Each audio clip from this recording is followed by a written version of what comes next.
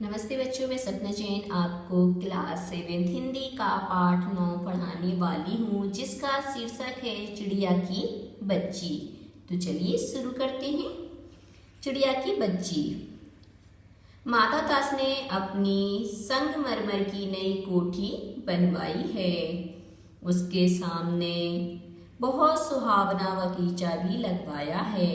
उनको कला से बहुत प्रेम है, धन की कमी नहीं है और कोई व्यसन छू नहीं गया है।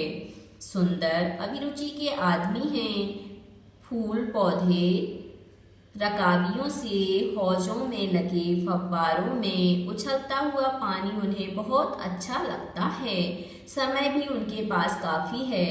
शाम को जब दिन की गर्मी ढल जाती है और आसमान कई रंग का हो जाता है, तब कोठी के बाहर चबूतरे पर तख्त डलवाकर मसनद के सहारे वह गलीचे पर बैठते हैं और प्रकृति की छटा निहारते हैं।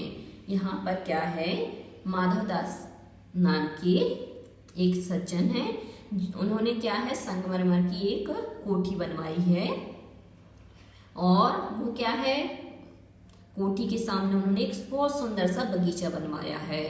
और क्यों बनवाया है, तो इसलिए बनाया है क्योंकि उन्हें कला से बहुत ज़्यादा प्रेम है और उनके पास पैसों की भी कमी नहीं है और उनके अंदर कोई बुराई भी नहीं है। व्यसन का मतलब होता है बुराई, तो बुराई भी नहीं है और सुंदर अभिरुचि के आदमी भी हैं। फूल पौधे और रकाबियों से हौजों में लगे जो फव्वारे हैं, उससे जो उछलता हुआ पानी है वह उन्हें बहुत अच्छा लगता है। और समय भी उनके पास बहुत ज़्यादा है। और शाम को जब दिन की गर्मी ढल जाती है तो आसमान में क्या कई रंग के हो जाते हैं, क्योंकि जब सूरज ढलने के लिए होता है तो अनेक रंगों का हो जाता है। तब वो क्या करते हैं, कोठी के बाहर जाते हैं और उनका चबूतरा है, उस पर तख्त मतलब तखत डलवा कर मसनद के सहारे वहाँ पर क्या है, गलीचा बिछाते हैं और बैठ जाते हैं और जो प्रकृति की छटा है, सुंदरता है, उसको देखते हैं। इनमें मानो उनके मन को तृप्ति मिलती है, मतलब ऐसा करने से ऐसा लगता है उनके मन को संतुष्टि मिलती है। मित्र हुए तो उनसे विनोद चर्चा करते हैं, यदि उनके मित्र आ जाते तो उनसे हास्य परिहास करते हैं, नहीं तो पास रखे हुए फर्सी हुक्के की सटक को मुंह में दिए ख्याल ही ख्याल में संध्या को स्वप्न की भांति गुजार देते हैं। और यदि इनके मित्र नहीं होते तो हुक्का पीते पीते ये सोचते सोचते ही क्या है, शाम को स्वप्न की भांति गुजार देते हैं।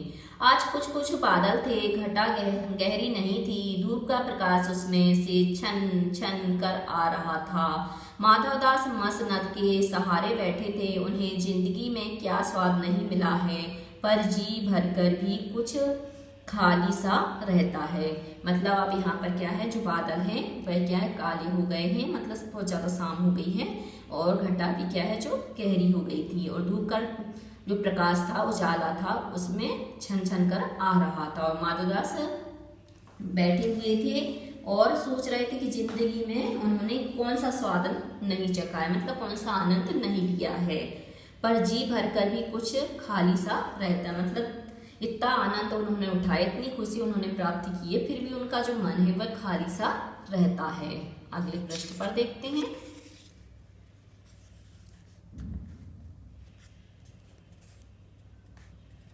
उस दिन संध्या समय उनके देखते देखते सामने की गुलाब की डाली पर एक चिड़िया आन बैठी। मतलब एक दिन उन्होंने देखा कि शाम के समय एक गुलाब की डाल पर चिड़िया आकर बैठी है। चिड़िया बहुत सुंदर थी, उसकी गर्दन लाल थी और गुलाबी होते होते किनारों पर जरा जरा नीली पड़ गई थी। पंख ऊपर से चमकदार स्याही थे। उनका नन्हा सा सिर तो बहुत प्यारा लगता था और शरीर पर चित्र विचित्र चित्रकारी थी। चिड़िया को मानो माधवदास की सत्ता का कुछ पता नहीं था और मानो तनिक देर का आराम भी उसे नहीं चाहिए था। कभी वह हिलाती थी, कभी फुदकती थी। वह खूब खुश मालूम होती थी, अपनी नन्ही सी चोंच से प्यारी प्यारी आवाज निकाल रही थी। अब यहाँ पर चिड़िया जैसे ही गुलाब के पेड़ को देखती है तो वह गुलाब के पेड़ पर जाकर बैठ जाती है और जैसे ही जो माधव दास जी उस चिड़िया को देखते हैं तो वो उनका जो मन है वह उस चिड़िया पर आ जाता है। और चिड़िया इस बात को बिल्कुल भी नहीं जानती थी और वो इसी कारण से यहाँ पर बैठना भी नहीं चाहती थी, क्योंकि शाम का समय हो रहा था तो सब पक्षी अपने घर जाते हैं। तो वो क्या है, कभी पर हिलाती, मतलब उसके जो पंख हैं, पर मतलब यहाँ पे पंखों को हिलाती और कभी फुदकती थी। वह खूब खुश मालूम हो रही थी, मतलब उसको फूलों को देख करके बहुत प्रसन्नता हो रही थी। और अब अपनी नन्ही सी चोंच से वह प्यारी प्यारी आवाज निकाल रही थी, क्योंकि हम भी खुश होते तो हम चिल्लाने लगते हैं, आवाजें निकालने लगते हैं। ऐसी चिड़िया भी जब खुश होती है तो वह भी आवाज निकालती है। माधव दास को वह चिड़िया बड़ी मन मानी लगी। उसकी स्वच्छता बड़ी प्यारी जान पड़ती थी, मतलब जो माधव दास है उसको वह चिड़िया बहुत सुंदर लगी और उसकी जो स्वच्छंदता थी वह भी उसे अच्छी लगी। कुछ देर तक वह उस चिड़िया का इस डाल से उस डाल थिरकना देखते रहे। इस समय वह अपना बहुत कुछ भूल गए। उन्होंने उस चिड़िया से कहा, आओ, तुम बड़ी अच्छी आई।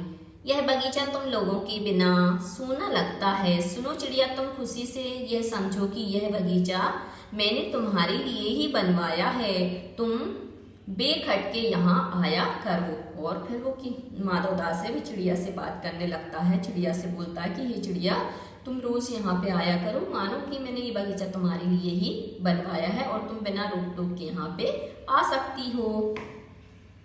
चिड़िया पहले तो असावधान रही, फिर जानकर कि बात उससे की जा रही है। पहले तो चिड़िया को लगा कि ये अपने आप से बात कर रहे होंगे, किसी और से बात कर रहे होंगे, तो सावधान रही। फिर उसको जब मालूम चला कि उससे ही बात हो रही है तो वह एकाएक एक तो घबराई, मतलब अचानक घबरा गई। फिर संकोच को जीत कर बोली, मुझे मालूम नहीं था कि यह बगीचा आपका है। फिर उसको संकोच हो रहा था, उस संकोच को जीत करके वह बोली, मुझे नहीं मालूम था कि बगीचा आपका है। मैं अभी चली जाती हूँ, मैं अभी यहाँ से जाती हूँ।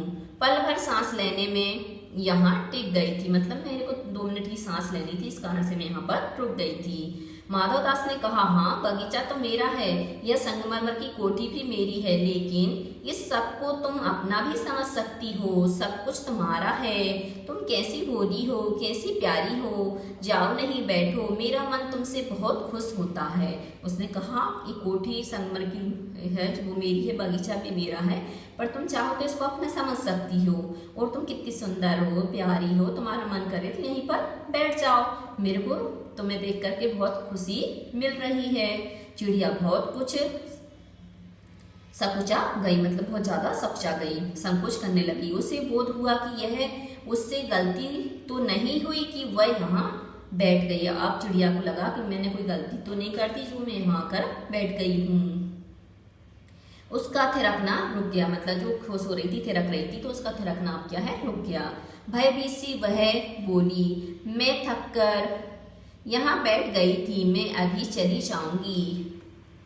बगीचा आपका है, मुझे माफ करें। और वो कहती है कि मैं थक गई थी, इस कारण से यहाँ बैठ गई थी, मैं अभी चली जाऊंगी। और बगीचा आपका है, मैं आपके बगीचे में आके बैठ गई, इसके लिए आप मुझे क्षमा करें। माधव ने कहा, मेरी भोली चिड़िया, तुम्हें देखकर मेरा चित्त प्रफुल्लित हुआ है। मेरा महल भी सूना है, वहां कोई भी चहचहाता नहीं है। तुम्हें देखकर मेरी रागनियों का जी बहलेगा। तुम कैसी प्यारी हो, यहाँ ही तुम क्यों ना रहो।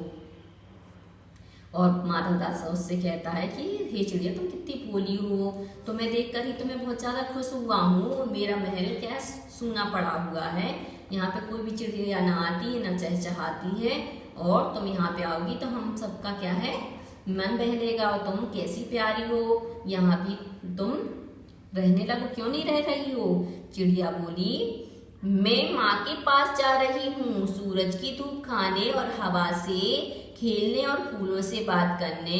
मैं जरा घर से उड़ आई थी। उसने कहा चिड़िया ने कि मैं तो माँ के पास जा रही हूँ, मेरे को तो जैसे सूरज की धूप खानी थी, हवा के साथ खेलना था, फूलों से बातें करनी थी, इस कारण से मैं उड़कर थोड़ी दूर यहाँ पर आ गई हूँ। अब सांझ हो गई है, अब शाम हो गई है और माँ के पास जा रही हूँ। अभी अभी मैं चली जा रही हूँ, आप सोचना करें, मतलब आप सोचना करें, मैं अभी अपनी माँ के पास जा रही हूँ। वैसे भी शाम होने वाली है, मेरे को जल्दी से मेरे घर पहुँचना है। माधव दास ने कहा, प्यारी चिड़िया पगली मत बनो, देखो तुम्हारे चारों तरफ कैसी बहार है। देखो वह पानी खेल रहा है, उधर गुलाब हंस रहा है। भीतर महल में चलो, जाने क्या क्या ना पाओगी। मेरा दिल वीरान है, वहाँ कब हंसी सुनने को मिलती है। मेरे पास बहुत सा सोना मोती है, सोने का एक बहुत सुंदर घर मैं तुम्हें बना दूंगा। मोतियों की झालर उसमें लटकेगी, तुम मुझे खुश रखना। और तुम्हें क्या चाहिए माँ के पास बताओ क्या है। तुम यहाँ ही सुख से रहो मेरी भोली गुड़िया। और अब यहाँ पर जो माधव दास हैं वह चिड़िया को क्या है, लालच देने लगते हैं, उसको बहलाने फुसलाने लगते हैं कि तुम्हारी माँ के पास क्या है, मेरे पास तो सोना है, चांदी है, मोती है, मैं तुम्हारे लिए है ना मोती का सोने का पिंजड़ा बनवा दूंगा, उसमें मोतियों की झालर लगवा दूंगा और तुम्हें जो चाहिए मैं वो दे दूंगा। तुम मेरे को बस खुश रखना। और तुम अपनी माँ के पास जाओगी तो क्या मिलेगा, मेरे पास तो सब कुछ है, इसलिए तुम सुख से यहीं पर रहो। और कहते हैं ये मेरी भोली चिड़िया मेरी बात मान जाओ। चिड़िया इन बातों से बहुत डर गई और चिड़िया ने जैसी ही लोभ लालच की बातें सुनी तो वह और ज्यादा घबरा गई। वह बोली, मैं भटक कर तनिक आराम के लिए इस डाली पर रुक गई थी, अब भूल कर भी ऐसी गलती नहीं होगी। अब चिड़िया कहती है, मैं तो है ना भूल के कारण से यहाँ पर आ गई थी, अब मैं ऐसी भूल दोबारा नहीं करूंगी। मैं अभी यहाँ से उड़ी जा रही हूँ, तुम्हारी बातें मेरी समझ में नहीं आती हैं। मेरी माँ के घोंसले के बाहर बहुत तेरी सुनहरी धूप बिखरी रहती है, मुझे और क्या चाहिए, क्या करना है। फिर बोलते कि तुम बोलो कि तुम्हारी माँ के पास क्या है, तो मेरे को तो थोड़ी सी सूरज की जो धूप है वह चाहिए रहती है, तो वो तो मेरे घोंसले के बाहर बहुत सारी रहती है, मुझे इससे ज्यादा और क्या चाहिए। 2 दाने माला देती हैं और जब मैं पर फूलने बाहर जाती हूँ तो माँ मेरी बाट देखती रहती है। मुझे तुम और कुछ मत समझो, मैं अपनी माँ की हूँ। उसने कहा कि तुम मेरे को ऐसे मत समझो अनाथ मनाथ है, मैं तो अपनी माँ की बेटी हूँ और मेरे को भूख लगती तो मेरी माँ मेरे को खाने को ला देती है और मेरी माँ मेरी है ना राह देखती रहती है और मुझे इससे ज़्यादा क्या चाहिए। और तुम मेरे को ऐसी वैसी मत समझो, मैं तो अपनी माँ की ही बेटी हूँ। अब देखते हैं अगले प्रश्न पर। माधव दास ने कहा, भोली चिड़िया तुम कहाँ रहती हो, तुम मुझे नहीं जानती हो। उसने अपना परिचय देते हुए कहा कि ये भोली चिड़िया तुम कहाँ रहती, मुझे नहीं जानती। चिड़िया, मैं माँ को जानती हूँ, भाई को जानती हूँ, सूरज को और उसकी धूप को जानती हूँ, घास पानी और फूलों को जानती हूँ। महामान्य तुम कौन हो, मैं तुम्हें नहीं जानती। और चिड़िया बताती है कि मैं आपको नहीं जानती, मैं अपनी माँ को, अपने भाई को, सूरज को, धूप को, घास को, पानी को, फूल को, सबको जानती, पर मैं आपको नहीं जानती। आप कौन हो? माधव दास, तुम भोली हो चिड़िया, तुमने मुझे नहीं जाना तब तुमने कुछ नहीं जाना। माधव दास कहते हैं कि हे चिड़िया, यदि तुमने मुझे नहीं जाना तो तुमने तो कुछ भी नहीं जाना। मैं ही तो हूँ सेठ माधव दास, मेरे पास क्या नहीं है, जो मांगो मैं वही दे सकता हूँ। और उसने कहा, मैं तो सेठ माधव दास हूँ, जो तुम मुझसे मांगोगे मैं वो सब कुछ दे सकता हूँ। चिड़िया, पर मेरी तो छोटी सी जात है, आपके पास सब कुछ है, तब मुझे जाने दीजिए। चिड़िया ने कहा, मैं तो छोटी जाति हूँ, छोटी सी चिड़िया हूँ, आपके पास सब कुछ है तो आप मुझे क्यों नहीं जाने देते, मुझे जाने दीजिए। माधव दास, चिड़िया तू निरी अनजान है, मुझे खुश करेगी तो तुझे माला माल कर सकता हूँ। चिड़िया से माधव दास कहता है कि तू बहुत ही ज्यादा अनजान है, अज्ञानी है, तू मुझे यदि खुश करेगी तो मैं तेरे को माला माल कर सकता हूँ, बहुत सारा माल दे सकता हूँ। चिड़िया, तुम सेठ हो, मैं नहीं जानती सेठ क्या होता है। चिड़िया कहते, तुमने कहा कि मैं सेठ हूँ और सेठ का मतलब क्या होता है मैं नहीं जानती हूँ, पर सेठ कोई बड़ी बात होती होगी, मैं अनसमझ ठहरी। मतलब सेठ होना कोई बड़ी बात होती होगी, मैं इससे अनजान हूँ, मैं नहीं समझती हूँ इस बात को। माँ मुझे बहुत प्यार करती है, वह मेरी राह देखती होगी, मैं माला माल होकर क्या होंगी मैं नहीं जानती। उसने कहा मेरी माँ मुझे बहुत प्यार करती है और तू मेरी राह देख रही हो, मेरा रास्ता देख रही होगी, मैं बहुत सारा माल ले लूंगी और माला माल हो जाऊंगी तो उससे मेरा क्या होगा, उससे कुछ भी नहीं होगा। मैं नहीं जानती माला माल किसे कहते हैं। और कहती मैं नहीं जानती कि माला माल होना कहते किसे हैं, क्या मुझे वह तुम्हारा माला माल होना चाहिए। सेठ अरे चिड़िया तुझे बुद्धि नहीं है, तू सोना नहीं जानती, सोना उसी की जगत को तृष्णा है, वह सोना मेरे पास ढेर का ढेर है, तेरा घर समूचा सोने का होगा, ऐसा पिंजरा बनवाऊंगा कि कहीं दुनिया में ना होगा, ऐसा कि तू देखती रह जाए, तू उसके भीतर फिर खुदक कर मुझे खुश करियो, तेरा भाग खुल जाएगा, तेरे पानी पीने की कटोरी भी सोने की होगी। यहाँ पर सेठ कहता है कि हे चिड़िया तू समझती नहीं है, तेरे पास बुद्धि नहीं है, तू सोना नहीं जानती, मतलब जिस सोने के पीछे सारा संसार पागल हुआ है उसके कारण ही पूरे संसार क्या उसके पीछे पीछे भागता रहता है, वैसा सोने की बात कर रहा हूँ। और वो सोना मेरे पास बहुत सारा है और उस सोने से मैं तेरा सोने का पिंजरा बनवाऊंगा और तेरी सोने की कटोरी बनवाऊंगा, तू आराम से उसमें रहना और बहुत ज़्यादा खुश रहना, और सोने के पिंजरे में रहने से तेरा जो भाग्य वह खुल जाएगा। और ऐसा आज तक नहीं हुआ होगा कि कोई चिड़िया सोने के पिंजरे में रही होगी, तू पहली बार रहेगी। चिड़िया वह सोना क्या चीज होती है। चिड़िया कहती है आप सोने सोने की बात करें तो सोना क्या चीज है। सेठ तू क्या जानेगी, तू चिड़िया जो है। सेठ ने कहा तू क्या जानेगी, तू तो चिड़िया ठहरी, सोने का मूल्य सीखने के लिए तुझे बहुत सीखना है, मतलब यदि तुझे सोने का मूल्य जानना है तो उसके लिए तुझे बहुत जानना होगा। बस यह जान ले कि सेठ माधवदास तुझसे बात कर रहा है, जिससे मैं बात कर लेता हूँ उसकी किस्मत खुल जाती है। मतलब तू इतना ही समझ ले कि मैं तेरे से बात कर रहा हूँ, बहुत बड़ी बात है, क्योंकि मैं यदि किसी से बात कर लूँ तो उसकी किस्मत ही चमक जाती है। तू अभी जग का हाल नहीं जानती, मेरी कोठियों पर कोठियाँ हैं, बगीचों पर बगीचे हैं। उसने कहा तू अभी संसार का हाल नहीं जानती, मेरे पास बहुत सारी कोठियाँ हैं और बहुत सारे बगीचे हैं।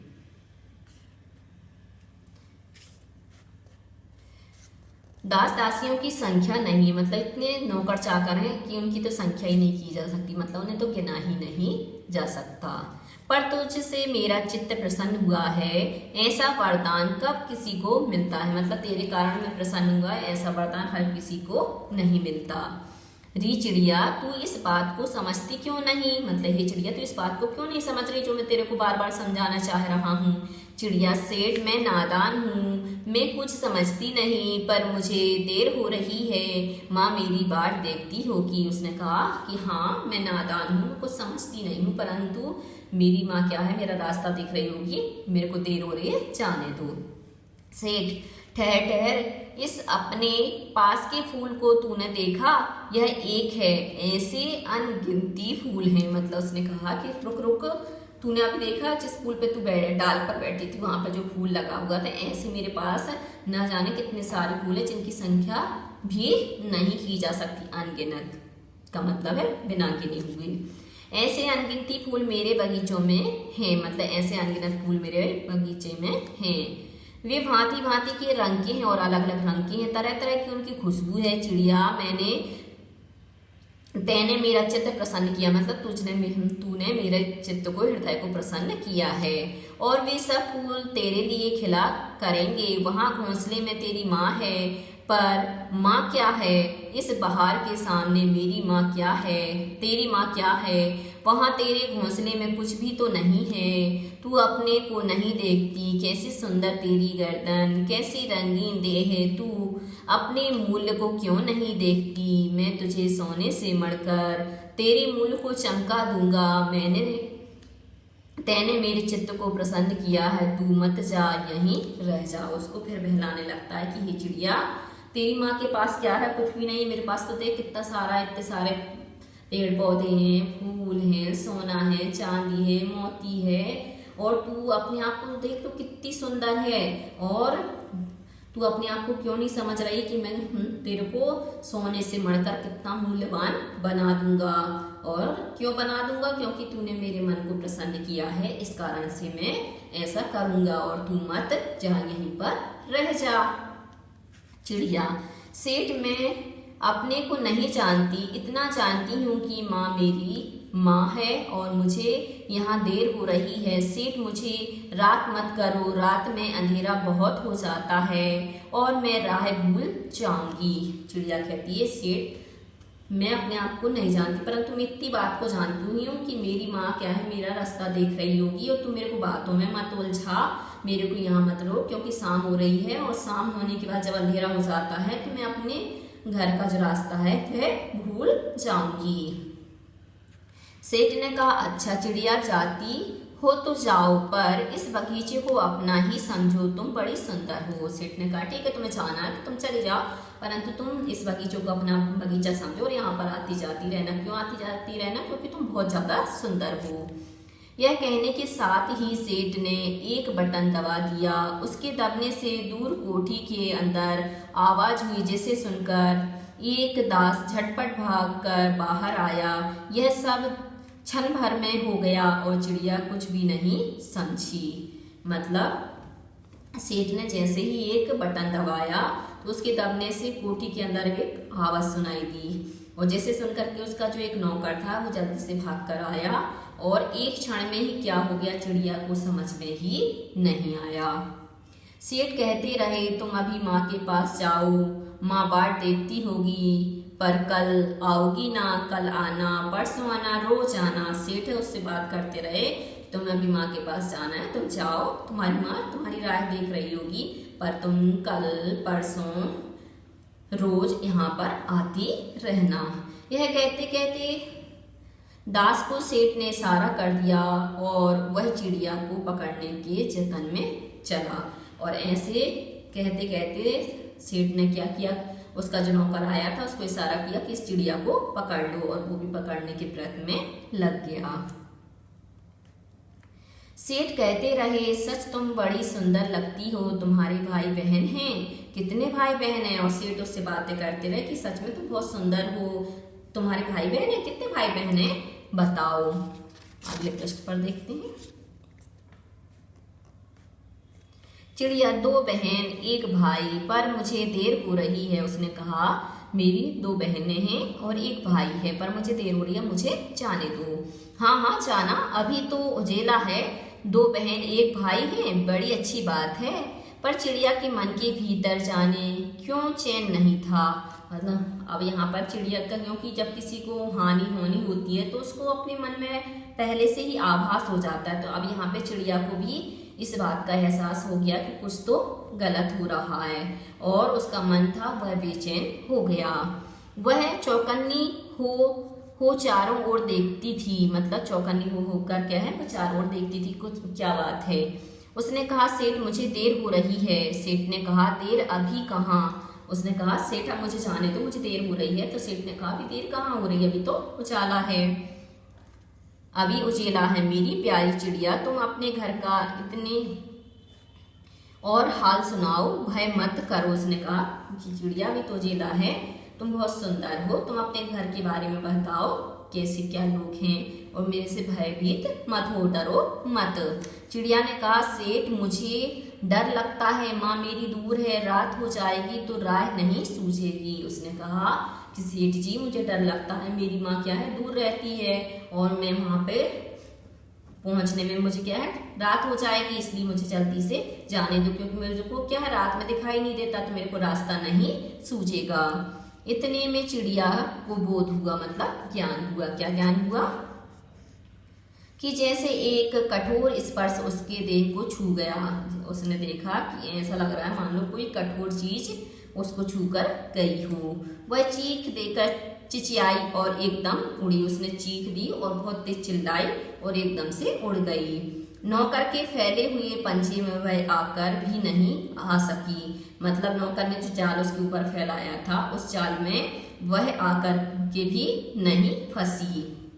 तब वह उड़ती हुई एक सांस में माँ के पास गई और माँ की गोद में गिरकर सुबकने लगी, ओ माँ ओ माँ। अब यहाँ पर जल्दी से दौड़ लगाती हुई जल्दी जल्दी उड़ती उड़ती वह अपनी माँ के पास पहुंची और माँ के पास जाकर के जल्दी से अपनी माँ की गोद में बैठ गई और बोलने लगी, माँ ओ माँ। क्योंकि जब भी बच्चा घबराता है तो सबसे पहले क्या करता है, अपनी माँ के पास जाता है और माँ के आंचल में बैठ जाता है। और माँ के आंचल में जैसे ही बच्चा बैठता है तो उसका जो डर होता है वह एक क्षण में ही भाग जाता है। माँ ने बच्ची को छाती से चिपका कर पूछा, मतलब माँ भी समझ गई कि मेरी बच्ची बहुत ज्यादा घबराई हुई है। उसने जल्दी से उसको अपनी छाती से लगाया और पूछा, क्या है रे मेरी बच्ची, क्या है, मतलब बच्ची क्या हुआ। पर बच्ची कांप कांप कर माँ की छाती से और चिपक गई। परंतु जैसे ही उसकी माँ ने पूछा क्या बात है, तो बच्ची और कांपने लगी और उसकी माँ की छाती से बहुत तेज चिपक गई। बोली कुछ नहीं, बस सुबकती रही, ओ माँ, मतलब माँ से कुछ नहीं बोल पाई, परंतु सुबकती हुई रोती हुई ओ माँ बोलने लगी। बड़ी देर में उसे ढाढ़स बंधा और तब वह पलक मीच उस छाती में ही चिपक कर सोई।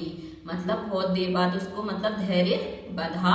जब उसकी माँ ने बहुत लाड किया, पुचकारा, प्यार किया, उससे पूछा क्या बात है, अब ऐसा नहीं होगा तो मेरे ही पास रहेगी, तो उसको थोड़ा सा धैर्य बंधा कि ठीक है मेरी माँ कह रही है तो मेरे साथ अब कुछ नहीं होगा। और फिर वो धीरे धीरे धीरे आंख बंद करके उसकी माँ के पास चिपक कर सो गई। जैसे अब पलक ना खोलेगी, और ऐसे सो गई जैसे मानो अब वो क्या है, पलक नहीं खोलेगी, अपनी पलकों को नहीं खोलेगी और अपनी माँ से हमेशा ही चिपकी रहेगी, कहीं भी नहीं जाएगी। इस कहानी के लेखक हैं जैनेन्द्र कुमार जी। अब आते हैं हम प्रश्न अभ्यास पर। अब हम सबसे पहले क्या है, कहानी से प्रश्नों को देखेंगे। सबसे पहला प्रश्न है, किन बातों से ज्ञात होता है कि माधवदास का जीवन संपन्नता से भरा था और किन बातों से ज्ञात होता है कि वह सुखी नहीं था।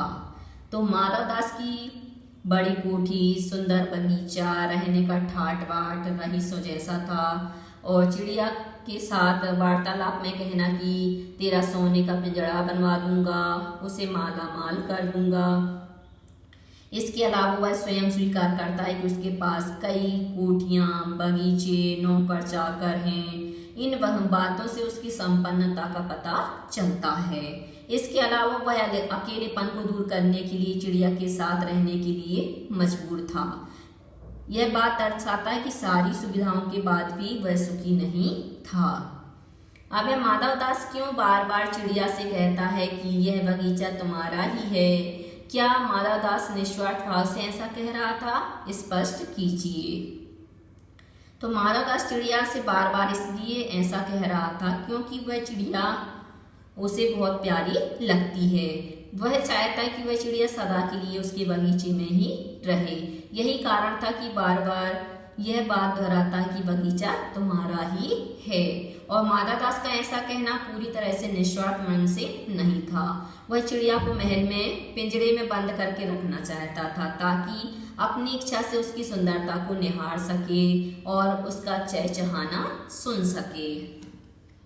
माधवदास के बार बार समझाने पर भी चिड़िया सोने के पिंजरे और सुख सुविधाओं को कोई महत्व नहीं दे रही थी। दूसरी तरफ माधवदास की नज़र में चिड़िया की जिद का कोई तुक ना था। माधवदास और चिड़िया के मनोभावों के अंतर क्या क्या थे, अपने शब्दों में लिखिए।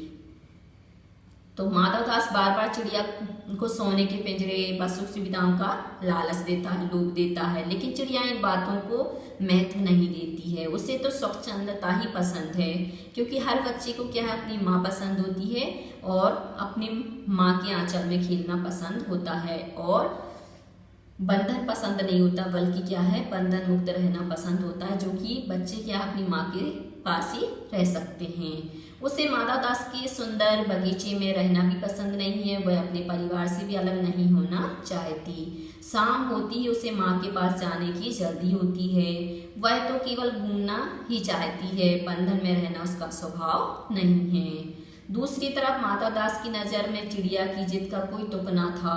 वे तो केवल अपने बगीचे की शोभा बढ़ाने हेतु उस चिड़िया को पकड़ना चाहते थे। वे उसे सोने के पिंजरे व अन्य सामानों का प्रलोभन भी देते हैं, लेकिन चिड़िया के लिए सब चीजें कोई महत्व नहीं रखती हैं।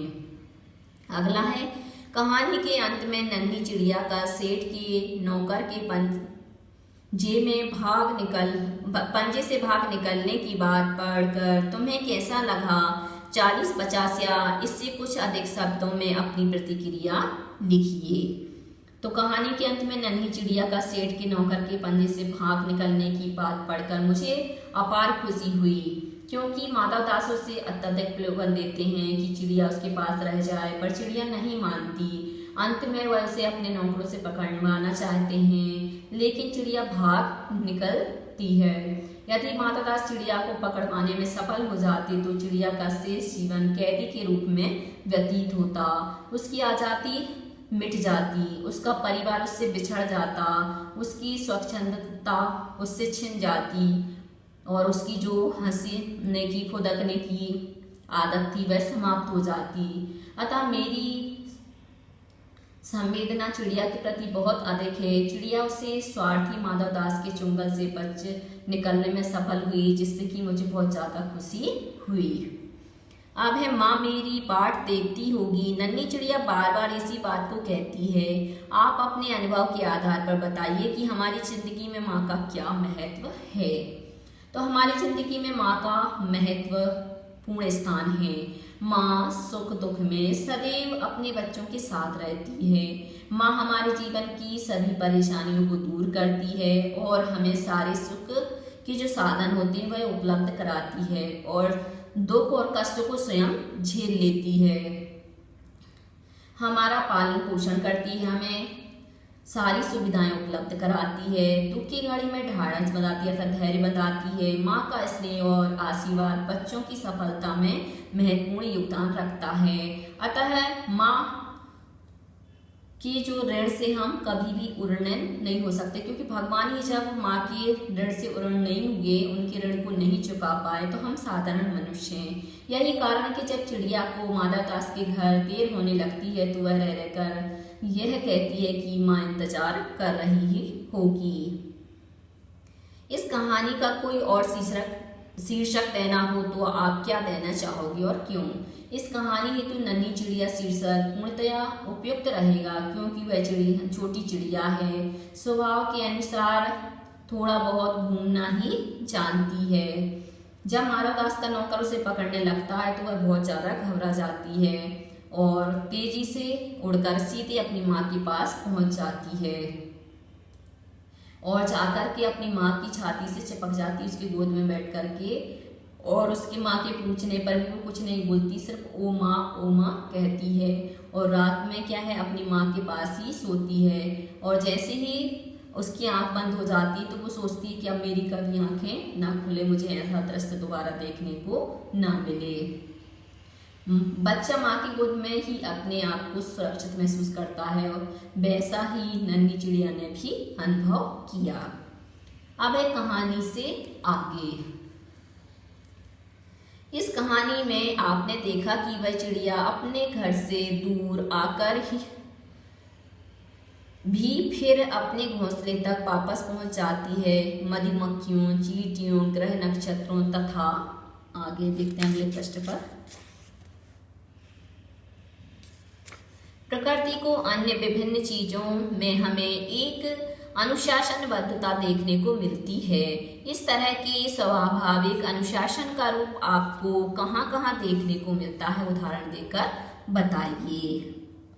पशु पक्षी दिन भर कहीं भी विचरण करते रहें, लेकिन शाम होते होते वे अपने घर पर लौट ही आते हैं। सूर्य अपने निश्चित समय पर निकलता है और छिपता है, वह एक दिन के लिए भी अनुपस्थित नहीं होता है। चंद्रमा की भी यही स्थिति है। दिन रात का क्रम, प्रकृति में दिन रात का क्रम एक जैसा बना हुआ रहता है, इसमें थोड़ा भी परिवर्तन नहीं होता है। अब सोच कर लिखिए कि यदि सारी सुविधाएं देकर एक कमरे में आपको सारे दिन बंद कर रहने को कहा जाए तो क्या आप स्वीकार करेंगे? आपको अधिक प्रिय क्या होगा, स्वाधीनता या प्रलोभनों वाली पराधीनता? ऐसा क्यों कहा जाता है कि पराधीन व्यक्ति को सपने में भी सुख नहीं मिल पाता? नीचे दिए गए कारणों को पढ़ें और विचार करें।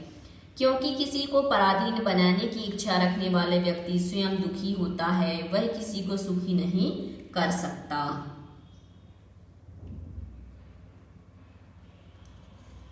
क्योंकि पराधीन व्यक्ति सुख के सपने देखना ही नहीं चाहता, क्योंकि पराधीन व्यक्ति को सुख के सपने देखने का भी अवसर नहीं मिलता। तो सारी सुविधाएं प्राप्त करके भी हम क्या एक कमरे में रहना पसंद नहीं करेंगे। हमें सदा स्वाधीनता ही प्रिय होती है, ना कि प्रलोभन वाली पराधीनता। क्योंकि पराधीनता का अर्थ है पर के अधीन, अर्थात अपनी इच्छा से नहीं दूसरे की इच्छा से कार्य करना। तो यहाँ पर हम बता सकते हैं क्योंकि किसी को पराधीन बनाने की इच्छा रखने वाला व्यक्ति स्वयं दुखी होता है और वह किसी को सुखी नहीं रख, मतलब जो व्यक्ति स्वयं सुखी नहीं है तो वो दूसरों को बंधन में रख के कैसे सुखी रख सकता है? तो वो किसी भी शर्त पर दूसरे को खुश नहीं रख सकता। और क्योंकि पराधीन व्यक्ति सुख के सपने देखना ही नहीं चाहता, जो पराधीन व्यक्ति होता है वह सुख के सपने देख भी नहीं सकता, क्योंकि पराधीन सपने सुख नहीं, ऐसा तुलसीदास जी ने भी कहा है। क्योंकि पराधीन व्यक्ति को सुख के सपने देखने का भी अवसर नहीं मिलता, जो पराधीन होता है वो सुख के सपने देखना भी चाहे तो भी नहीं देख सकता, क्योंकि सपने में भी उसको सुख नहीं होता है।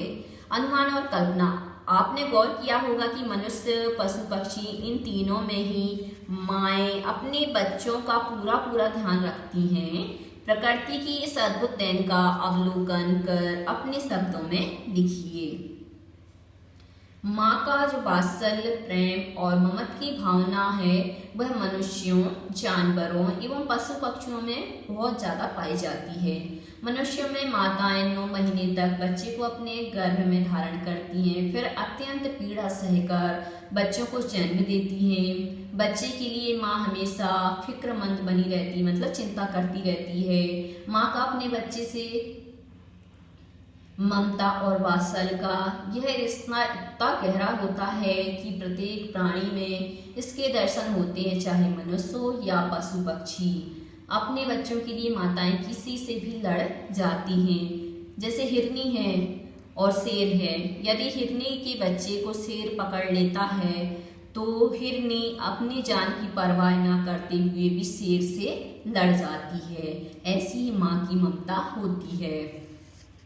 भाषा की बात, पाठ में पर शब्द के 3 प्रकार के प्रयोग हुए हैं। गुलाब की डाली पर एक चिड़िया आन बैठी, कभी पर हिलाती थी, पर बच्ची कांप कांप कर माँ की छाती से और चिपक गई। तीनों पर के प्रयोग 3 उद्देश्यों से हुए हैं। इन वाक्यों का आधार लेकर आप भी पर का प्रयोग कर ऐसे 3 वाक्य बनाइए जिनमें अलग अलग उद्देश्यों के लिए पर के प्रयोग हुए हों। यहाँ पे जो पर शब्द है वह अलग अलग वाक्यों में अलग अलग अर्थ को देता है। जैसे पहला है गुलाब की डाली पर, मतलब उसके ऊपर, सहारे के अर्थ में आया। और कभी पर हिलाती पर, मतलब पंखों से है यहाँ पर बच्ची पर, मतलब परंतु बच्ची काम का पर माँ की छाती से और चिपक गई। तो तीनों ही अर्थ अलग अलग हैं। ऐसे ही हमें क्या है अलग अलग अर्थ लेते हुए सेंटेंस बनाना है। जैसे पर के ऊपर, पर का मतलब के ऊपर, जैसे छत के ऊपर बंदर बैठा था। पर अर्थात पंख, कबूतर के बच्चे के पर निकल आए हैं। पर मतलब लेकिन मैं स्टेशन गया पर ट्रेन निकल चुकी थी। पाठ में तेने क्षण भर खुश करियो 3 वाक्यांश ऐसे हैं जो खड़ी बोली हिंदी के वर्तमान रूप में तूने क्षण भर खुश करना लिखे बोले जाते हैं, लेकिन हिंदी के निकट की बोलियों में कहीं कहीं इनके प्रयोग होते हैं। इस तरह की कुछ अन्य शब्दों की खोज कीजिए। तो मने अर्थात मैंने, ले लियो अर्थात ले लेना, दियो देना, खाना तो खाना। तो बच्चों आज के लिए सिर्फ इतना ही। यदि आपको हमारा ये वीडियो पसंद आया है तो लाइक कीजिए, शेयर कीजिए, सब्सक्राइब कीजिए तथा इस पाठ से संबंधित कोई भी प्रश्न है तो नीचे कमेंट्स में पूछ लीजिए। धन्यवाद।